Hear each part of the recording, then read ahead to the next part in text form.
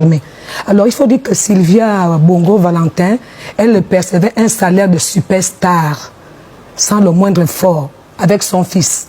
Quel était son salaire? Qu'on nous dise quel était le salaire de Sylvia Bongo Ondimba. Les Gabonais souffrent, mais elle percevait ce salaire sans rien faire avec son fils. C'est de l'enrichissement illicite. Et Sylvia n'est pas seule. Je venais de dire que c'est un signal fort.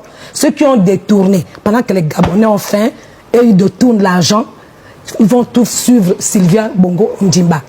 Puissante Sylvia Bongo Ondimba, l'ex-première dame que rien n'arrêtait, de lui venait ce pouvoir de gérer un pays comme le Gabon, qui aurait donné à l'ex-première dame cette puissance d'avoir main mise sur les institutions gabonaises, avec qui cette dernière aurait collaboré pour arriver à ses fins. Une chose est sûre, cette dernière ne serait jamais allée aussi loin sans la complicité ou le silence des hauts cadres du gouvernement. Il est important de rappeler de prime abord le rôle d'une première dame. Si officiellement leur statut n'est pas une fonction publique, certaines premières dames ont néanmoins participé à prendre des décisions, à faire campagne pour leur mari, à jouer de leur image pour servir celui-ci, voire à mener une vie politique indépendante en parallèle. En vrai, le rôle d'une première dame est d'abord honorifique. Revenons à Sylvia Bongo Ondimba, celle qui assistait et présidait désormais des réunions.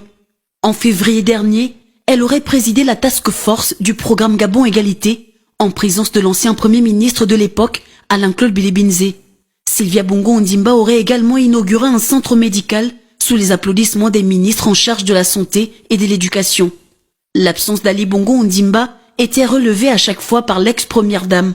Au terme de la confrontation entre Sylvia Bongo Ondimba et Brice Lacruche Alianga, l'ancienne première dame est décrite comme une femme prête à tout et capable d'instrumentaliser la justice et l'ensemble des services de l'État.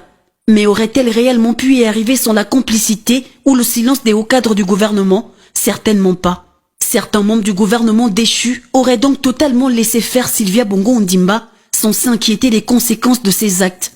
Comment une première dame, sans statut ni existence constitutionnelle, aurait-elle pu s'accaparer de la présidence? Serait-elle parvenue à de telles extrémités si certaines entreprises publiques et banques ne lui obéissaient pas au doigt et à l'œil? Serait-elle arrivée à de telles transgressions si la Cour constitutionnelle lui avait rappelé sa place de première dame? L'épouse d'Ali Bongo Ondimba serait-elle allée aussi loin si les institutions ne s'étaient pas couchées devant elle pour répondre à ses moindres exigences? Il est donc important d'entendre tous les hauts responsables qui l'ont encouragée sur cette voie illégale.